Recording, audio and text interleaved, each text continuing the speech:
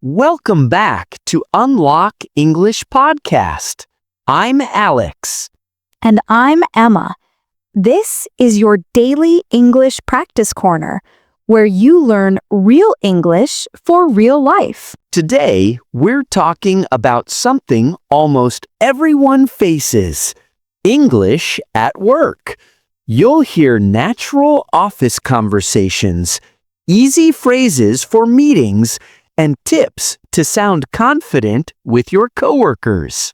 Yes, many learners think English is just about grammar or textbooks, but real English happens in real places, like offices, meetings, or even the coffee break area.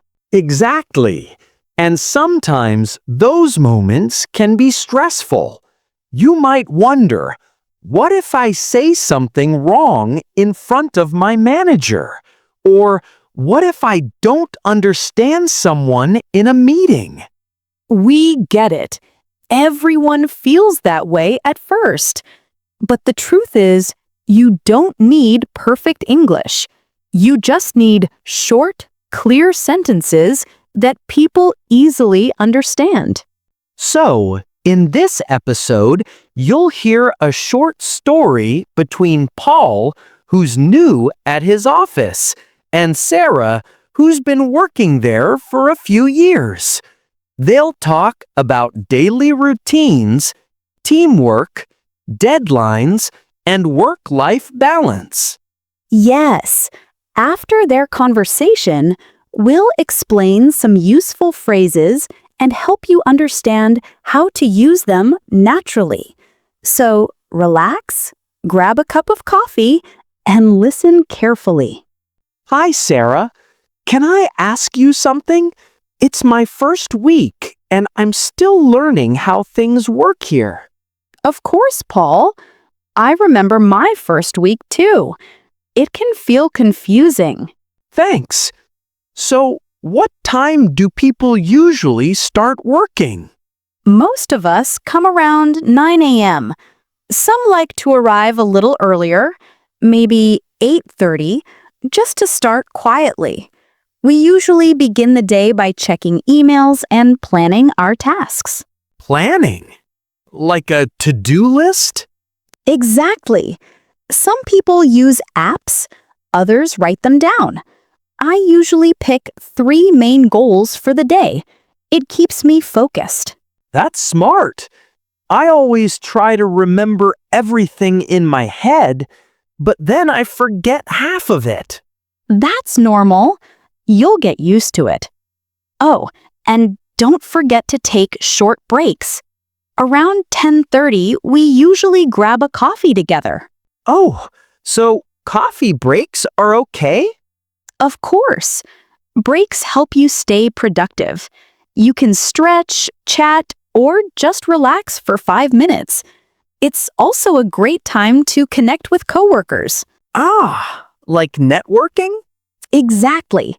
Talking to people is part of building good work relationships. Yesterday, I joined my first meeting. Honestly, I was nervous. Was it online or in person? Online. I wasn't sure if I should speak or just listen. In our meetings, everyone is encouraged to speak. Even short comments help. You can say things like, "That's a good idea," or "I agree with that point." Sometimes I worry about grammar mistakes, though. Don't stress about grammar. Clear, simple English is better than perfect grammar. For example, instead of a long sentence, just say, "I think this works." That feels easier, yeah. It is. Just keep practicing daily, and your confidence will grow naturally. I also saw the word deadline in almost every email. It makes me nervous. Haha, deadlines sound scary, but they're just reminders. They help you stay on track.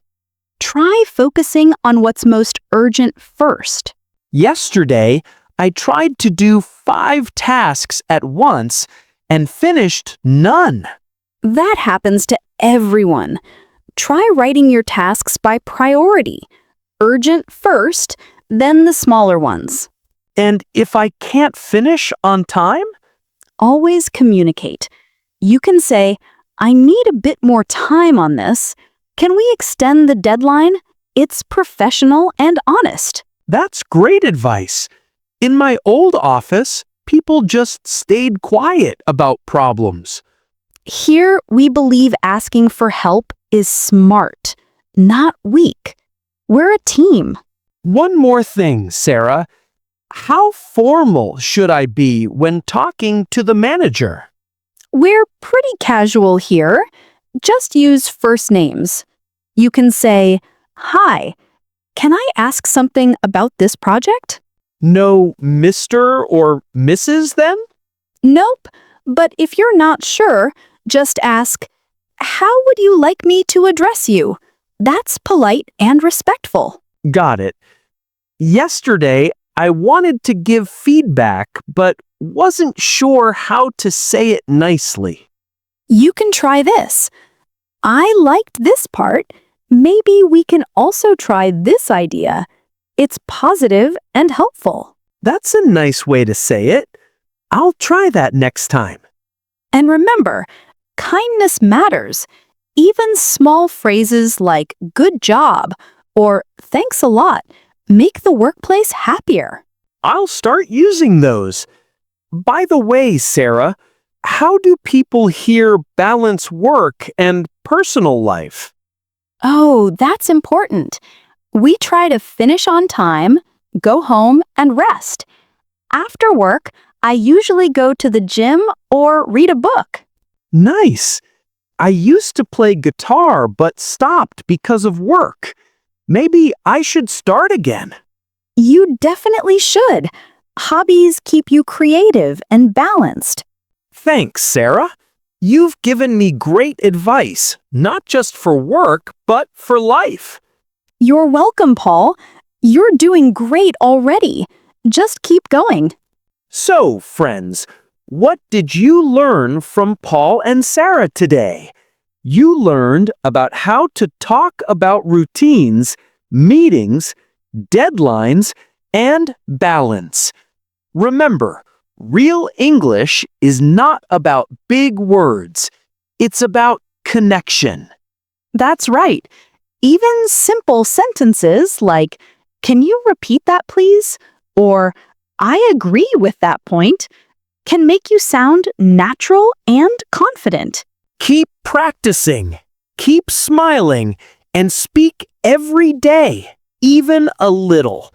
You don't need perfect English. You just need courage. Tell us in the comments, what's your biggest challenge at work? Meetings, deadlines, talking with coworkers? We'd love to hear from you. And don't forget to subscribe, share this episode, and join us next time for another everyday English story. Take care, keep learning, and stay confident.